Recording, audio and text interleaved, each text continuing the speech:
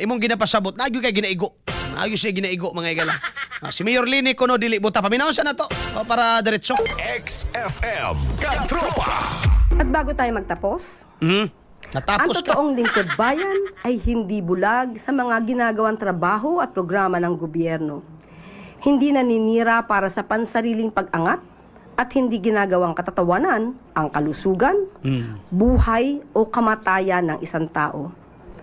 Ang dating nakatunggali ni Pangulong Ferdinand R. Marcos Jr. sa kampanyahan noong 2022 na si Mayor Leni Robredo ay bukas ang mga mata at puso sa mga magagandang programa ng gobyerno. Ikinalulugod niya at pinahahalagahan ang mga ginagawa ng administrasyon ni Pangulong Marcos Jr. Hindi niya tinatago ang katotohanan sa mga Pilipino ang agresibong pagpapatupad ng pangakong pabahay para sa mga benepisyaryo. Ibinahagi niya rin na hindi nakikita noon ang national government na ganito ka-agresibo sa mga proyekto para sa tao at ang budget for housing ay nagagamit ng husto at tama. Pinuri rin ng alkade ang sipag at ang pagiging mapagkumbaba ni Secretary Jose Ramon Ping Aliling ng DSUD dahil hindi madali ang pagsasakatuparan ng mithiin na Pangulong Marcos Jr. na magkaroon ng disenteng pabahay sa ating mga kababayan. Pero kinakaya niya. Ang dating katunggali ay nakikita ang sipag at dedikasyon ng Pangulo at ng mga miyembro ng gabinete Sige na, okay na. sa paglilingkod sa bayan. XFM Katropa. Unsay pasabot niya declare ani? Una, ginagamit niya kanunay ang dating katunggali. Okay, naa siya message ginapasabot diri. Kay bawo mo unsa? No, kay bawo mo unsa? Si Sara yang ginaigo diri. Bullseye. Bullseye. Si BP Sara yang ginaigo diri nga may padaw. Kulang naman lang nimo ingon may gala. May pasileni Robredo nga dati nga kaatbang ni Bongbong nakakita pa sa mga nahimo kuno ni Bongbong. Mo na ginapa si Atab ani mga igalang kuan anti-Claire. May kuno si Lenny ang kaatbang kay dating katunggali, no? Kay nakita pa daw ang kahago mga higala, ang mga effort ng mga gihimo mga higalang programa sa ato ang gobyerno mga kaigsunan. Ang gihimo kuno mga higala nga kining paningkamot ni BBM, no? Sa ato pa ang iyang ginapasabot diri, tira ni mga higala kang Sara by doing the other kuan, no? Tira ni mga katropa kang BP Sara pinaagis pagdaig kunuhay mga higala kang BP Leni Robredo. Pero wa ka ba hunahuna antikler makauwaw kayo hunahunaon mga kaigsunan. Nga sige okay sila ni pero kamo mo dili okay. Ngano ban? Wa mo kahinumdom. Giunsa ninyo pagpakaso sila ni kay giingon ninyong tikasan. No, ano pa man kay labot ato pero kanang imong amo. Wa pa kay labot ato di pa man ka party ato sa Marcos administration. Or di pa man ka badi-badi or aliporis ni BBM during that time. Pero kalimot ka giun sa pag BIBI sa imong amo. Si Leni Robredo, giinang tikasan. Pinaagi sa unsa nagpa-recount pa imong amo kay kuno na pildi. Kuno gitikasan di ay. Kuno gitikasan. Kini si Auntie Claire mo gini mo buhat mga igala og muhaling kanunay og kuan. Mo na nga sige. Kay nindot man paminahon nga magsige siya kalagot. Palaguta lang, no? Si BP Sara pod piktasan na gani gamay murag kining mga tawhanan nimo dumog jug trapo mga igala. Itsahan na gani mga igalag trapo ni BP Sara. Dayog kurambos mo. Auntie Claire, can we do something better? No? Sa pagka Palace Press Officer, no? Can we do something better? No? Mayo magkadig inyong gobyerno ron. So, do something better rather than playing with the games in dirty politics. No, kay mas maayo magkamo kaysa nila. So, ipakita nga mas maayo mo kaysa nila dili kay karadalang istorya, kagagawan ito na nakaraang administrasyon. No? Diba? Kada na lang istorya may gala, binuhatan ni sa... sa katapusan may gala, itong last portion sa ingon may gala ni Auntie Claire. Nga, hindi nakikita ito sa nakaraang administrasyon. Sa mura yung istorya, ha? Dili mo mamahimong maayo tanaon by making the other Ha? May painting bad picture sa uban mga higala. Sa ba da? Dauto nimo ang uban para lang yun nga ikaw may maayo. Dauto nimo ang uban mga higala at the expense of other administration. Kay kinirabang ka maayo sa administrasyon mga higala dapat ma-feel ba nas tao. No, wag mo ingon kag maayong ekonomiya may igsoon dili pwede. Nga ekonomiya ginisgutan tama nas papel. Economy, for example, no, development may galas ng nasod unsa may mga kalambuan there, it should be felt. Dapat mabati ni may gala. Kamo yung kag nilambo ang ekonomiya, dapat may sud ang kaldiros tao. Ha?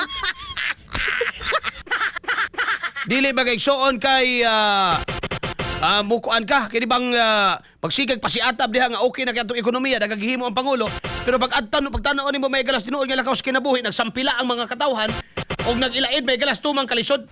Bullseye. Bullseye. Pag mo ingon ka karon nga maayo ang atong kinabuhi daw be unsa man nato ning atong inflation nas kang taasa. Ha? Mo ingon ka karon nga maayo ang kinabuhi sa mga Pilipino. Unsa man nato ning mga palaliton nga as ka mahala. Hindi sa may basulo na to ani mga higala pagmahal sa mga palaliton digong lang yapon. No?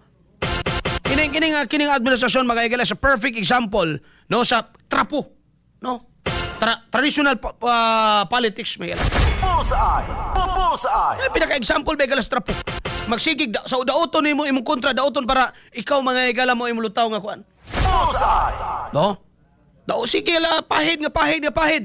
Ikaw antiklan ikaw may gauna-una gyud. Nga tanan nimo istorya si Digong imong basulod. Di ba naman ikalimod? Pag mo piktos ng istorya si Sarah, mga higala, I think pasabtan man nimo anak gud na. Di ba? Pasabtan man nimo. So, ay surmise mo higala, you rather focus, no? Diha sa imuhang pagka palace press officer dili kay propagandista ka. Dapat kinabalik-balik naman nato ni mga higala naa ka diha in order to explain, to bridge the gap between the palace and the people. No? Kung unsay wa masabti sa tao nga programa ni Bongbong Marcos, you are there to explain to people. Mauni. Oh, pag moingon kag maganda na po ang pabahay natin ngayon, show it. No? Di nakakinahanglan pa nga naapa kay mga rhetoric diha. Nga imong ipaint ang dautan nga larawan sa nakalabay nga administrasyon, wa pa mo matagbaw. Inyo naman ang napapriso dito sa dahig. Oh, mangilog naman lang gani mog tulay nga di inyo. Saan naman po din tao na eh? Unay mga igalay unay nakamaot aning administrasyon na ba? No? Nga kung naamoy nahimo, ipakita. Okay siya nakabenepisyo ka na, ipakita na. Dapat ma-feel na sa tao in the first place. Dapat na itinuod nga, kuan na ba yung mga classroom karon kay si BBM na gyud nagdala sa kuan si Angara, mga classroom pero tinandaghana. Dapat wala na kay madungog mga higala nga sig mga interview ta sa mga principal, no? Mga interview ta mga higala sa mga principal, mga kaigsuunan, wala mo ingon nga kulang mig bangko. Because the government is doing better. Pag mga interview ta sa mga pobre, mga higala, wala mo ingon lisod kayo, sir. Pahit yung kinubuhi, sir ba? Wala tayo manungog ka naman ng ano man. The government is doing better for the better Filipino. Di ba? Dapat nga na may galang ato madungog. Bullseye. Hindi ka inigadto na to sa komunidad mga igsoon mo. Lagi lisod kaayo, sir. Oy. Na.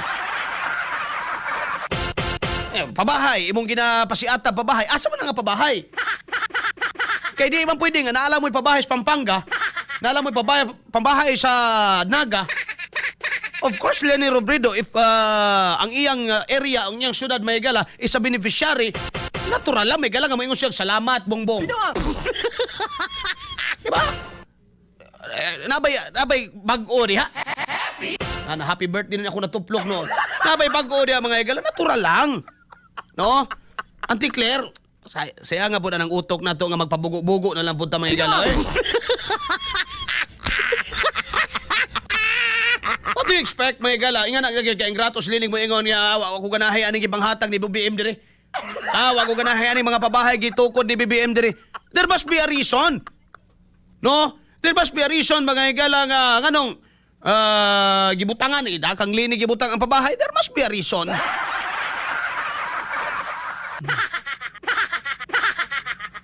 Ana siya ba? Dili kay sige. pagka naipabahay ni Musnaga, for example, makonstro ba na to siya may gala as development of the Republic of the Philippines? Tanan nakabenepisyo ta. Kaya mga taga-tagom, naabay gipang tukurag balay ni BBM dire. Taga Panabo. Taga Davao del Norte. Ipang tukuran ba mong BBM nga makaingon ta mga higala, indeed, this government is doing better. Di, mo na inyong pasiatab, workaholic, nagtrabaho, workaholic ha, walay lain mga, walay laing bisyo. Mura po din si Bungo, bisyo ang magserbisyo. Ay, so, kung mauna ang ginabuhat dahil kada adlaw, gawa na may laing, may tulugay, trabaho talaga yung trabaho, then, I think it is logical to conclude, mga higala, nga, kaya ang iyang gihimo, pangpaayo man kuno sa kinabuhi sa matag Pilipino, then naayo na ang kinabuhi sa matag Pilipino. Sa ato pa, inig-interview na mo, inig-adto na mo sa field, wa na yung ginika na mo ingon, paita, Sir Roy. Lisoda, Sir Roy. Mahala, Sir Roy. Ano dapat? Dapat ang among madungog. Yahaya na namo rin. Yahaya ginamo ron, sir. Mamahaw mi, sir. Grabe, tagtulo ka buksudan. No? Maniod to mi, sir. Grabe. Balbakuwa, gyud pirmi. No? Mangaon mi, sir. Adi, gyud, maghilag ang adlaw, sir. Ug di taglima ka buk among putahe. Ano dapat? Ngayon naman. Kaya kung mauna nga, taman ras ba ni Anticler nga, the president is doing better for this the Filipino people, mga higala. Magpaabot matag mahuman. It should be felt, no? Dili pwede ng ekonomiya, inyong kalambuan giingon, taman ras papel. Pagtanaw nimo, pag-check nimo sa kaldero sa mga Pilipino, ultimo dukot mga igal, ultimo butike, di na mabahinag mumho. Ay, klase na. Alas 8:41 na bagalan dagda sa tubag Banagubanuban. O kinibahina sa mga katropa, of course, sa tud ganinyo sa Premium D3, your premium food supplement against viruses and bacteria. Mga higala, bukang bibig na lang gini mo na antik labay, virusan na siguro mong baba. No? Bukang bibig na lang gini mo ng Duterte. Pwede ba nga, layo naman kung itandi. Pero kung there's, kini nga gobyerno, mga higala, they're striving to be better, then they should do better. No, kung kini nga gobyerno, mga higala, sila mas maayos sila sa kaysa nakalabay. Kaya kato nakalabay ng administrasyon baya unsa ni digong wa ba ito si gigbasol sa iyang gisundan. Bisan mga higala pertindaghanag droga during that time. No, during Pinoy's time. No? Wa man siya magbasol mga higala sa iyang mga kay para kang Anticler murag wa joy nahimo nga tarong mga higala nakalabay ng administrasyon eh. Tanan mga higala puro kabuang. So, unsi tawag na mo sa imuha, are you a palace press officer or propagandista ka? Pag-vlog na lang. No? Pag-vlog na lang siguro. Kaya mapuslan pa ka sa imong amo, mas maayo pa. Kaysa ingana ang imong dagan nga gamit ka ng wala mo na sa likod nimo ang logos Malacañang, nasa likod nimo ang flag sa Malacañang, nasa likod nimo ang kining flag sa Pilipinas. Kaya kinibong ubang mga media, mga higala, kulkugon man mabagayos clear. Para yun mga higala, gusto nila mugawas ang headline niya, gusto nila makuha.